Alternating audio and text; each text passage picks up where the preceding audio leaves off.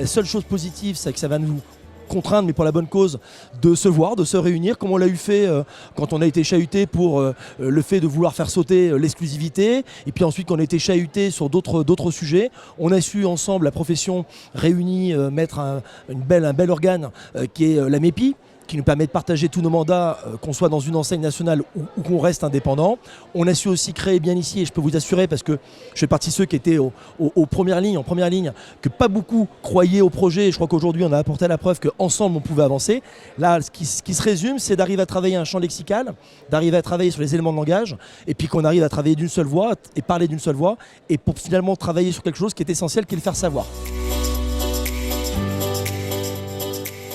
On a essayé d'être plutôt les premiers et surtout éviter d'être les derniers à pouvoir être force de proposition sur tout ce qui est accompagnement dans l'intérêt de la rénovation énergétique.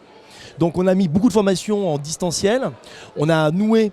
des partenariats avec certaines sociétés, start-up ou pas start-up, peu importe, et on a essayé de mettre en place un pack écologement qui vient finalement simplifier la démarche sur 3 volets hyper importants. C'est de combien je peux bénéficier de subventions pour savoir dans la projection de mon projet si je vais être aidé un peu, beaucoup ou pas du tout.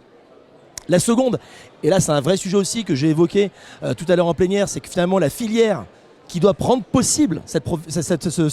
rénovation énergétique, elle est complètement grippée, elle n'est pas prête. Je n'ai pas des chiffres extrêmement précis, mais je crois qu'on n'est pas loin de à peine 10% des artisans aujourd'hui qualifiés RGE, qui est une condition indispensable pour pouvoir bénéficier des subventions. Idem pour tout ce qui est audit énergétique. Troisième, c'est que soit pour anticiper le projet, soit pour le conclure, où il y a toujours une espèce de reste à charge, on s'est aussi adossé avec des systèmes de courtage spécialisés, beaucoup plus sensibles sur le sujet de l'amélioration justement de la performance énergétique des biens.